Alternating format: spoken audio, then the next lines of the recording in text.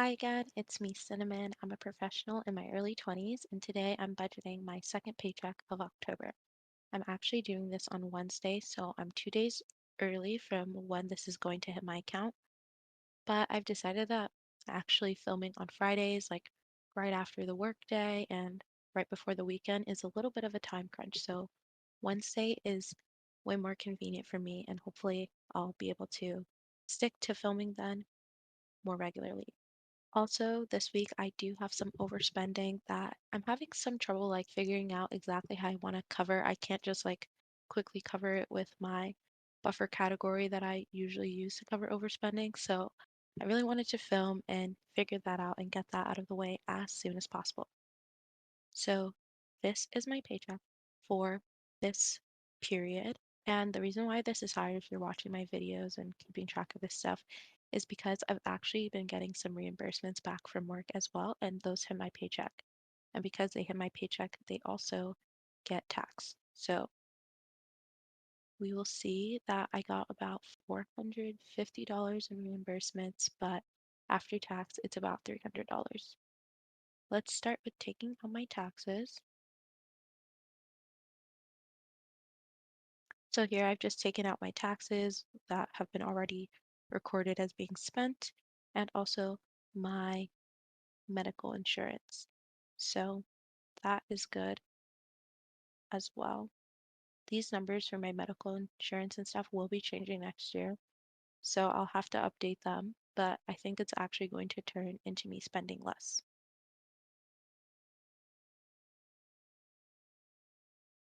The next category I have to do is put in my 401k contribution, and I'm just going to multiply what's already been assigned by 2 since I'm contributing the same amount with this paycheck. And I'm super excited because next paycheck will be completing the contribution amount. So I'll be finally done with this, and I'm really excited to just like have that out of the way.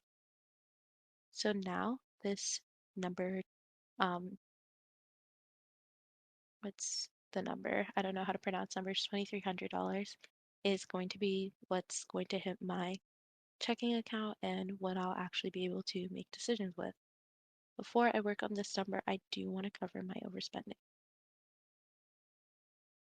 So I've been overspending on food, but this time I feel like I've really tried not to, but my microwave broke, and I usually just eat like microwave meals because I'm super busy and I don't really enjoy cooking.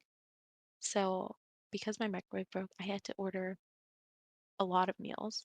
And with all of the fees and everything, it just adds up. I did recently go grocery shopping to get like more meals you can do in the oven. So I don't think this will be a problem category again. I'm actually really sick of eating out. Like, I really don't enjoy it. It's just the convenience aspect. Um, but yeah, what's done is done, and I have to figure out a way to get myself out of this tricky situation. So, because I went grocery shopping kind of recently and I got a lot of food, I know I can move some money out of my holding for next week's groceries into this week. So that will take down some of the overspending a bit, but not enough. I still have about $100 of overspending to cover. Um, I'm not sure exactly how we want to do this because I feel like, especially in aesthetic and social activities, I'll probably be spending here more since Halloween weekend is coming up. I actually feel like I want to beef up my transportation category a bit because of Halloween weekend, but I think social and transportation will make it easy for me to get around. Hmm, I'm really unsure of what to do. I feel like I'm trying to think of if I need to get anything for health and hygiene this month. Let me see. I don't need shampoo. I don't need any body wash. I think I'm actually good on this category for this month. So as much as it hurts, I'm gonna move everything out of this category to cover my overspending. Oh, wait. Damn it. Wow, okay, that hurt, but it was really good to have that covered. Um, skill development. I don't want to move from this category too, but feel like it could be helpful. No, no. I am gonna have to take out of somewhere. I'm really like curious if I'm gonna need groceries for next week because I do have so much food in the fridge, but don't think I have enough for a week, especially if the fridge doesn't get fixed next week. So no, I need to keep this XD here. How am I gonna handle this? I could cover it again with this paycheck, but I just really want to contain my spending and not rely on money that should be for next month this month. So I'm going to, let's just move $30 from here and see what we'll have to do after that. Because I think $60 for aesthetic expenses is a good amount still. And I'll remove the rest. I'll move, not remove, but the rest from here. Okay. I don't like having this weird number here, but that's what happens when you overspend. Your numbers get weird. I like how these categories that I took from are clean, and it is clear what was sacrificed to cover this overspending. So, okay, that was surprisingly not bad. It was a little bit of a weirder, little bit of this, little bit of that kind of um, dance that I was doing. So it was a little bit to think about, but okay, with that done, I can now think about next month and I can just press underfunded because I have enough for that. And now everything I need to spend for next month is covered. So if I go here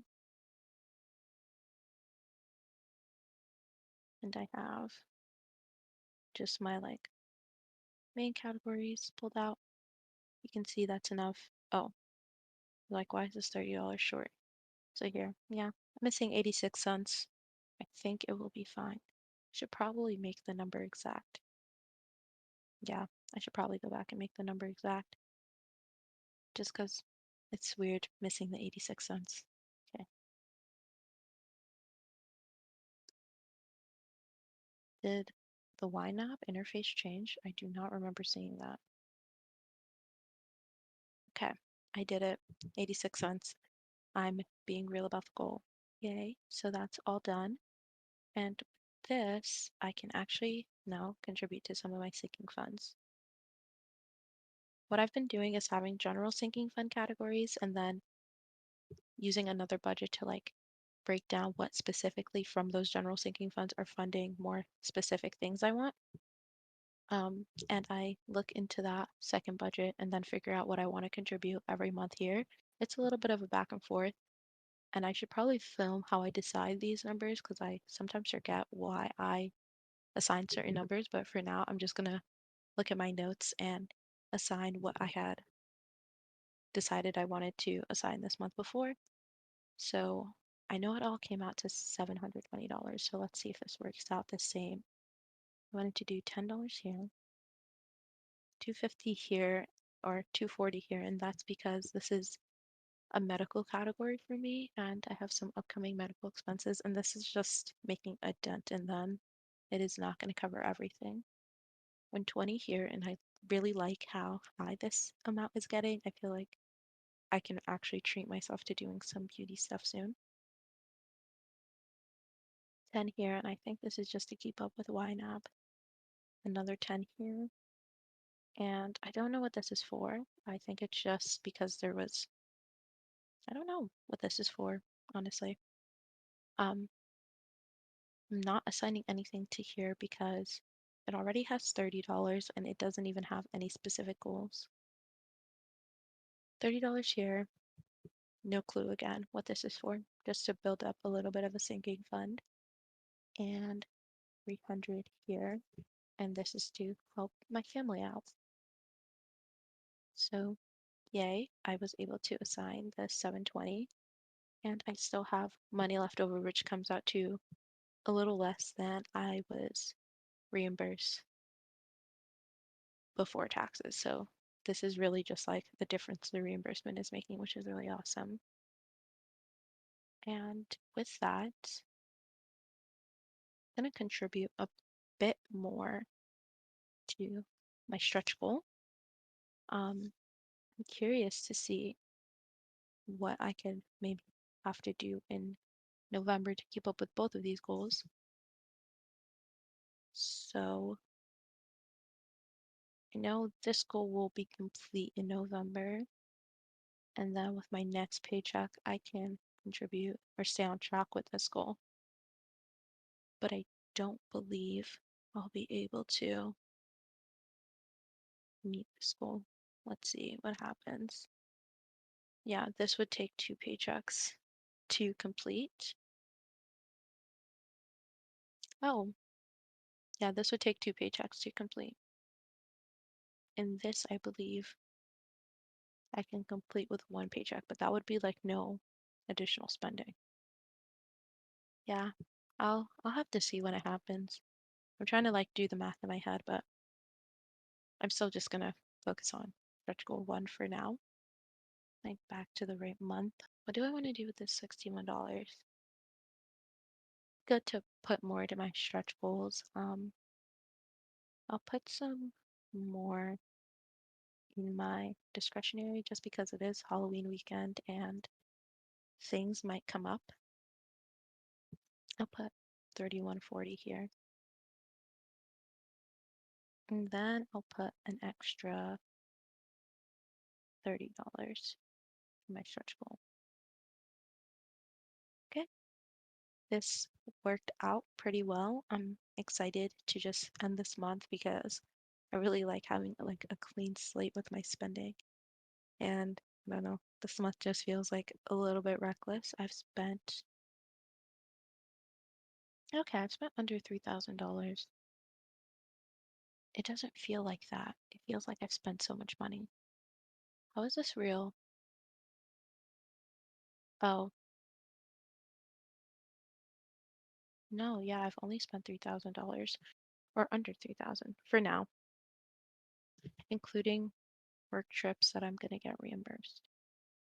Oh, okay. Maybe my spending hasn't actually been that bad, but $1,000 on food just feels ridiculous. So like outside of food, I've just barely spent. Food and rent have been pretty much everything. That is insane.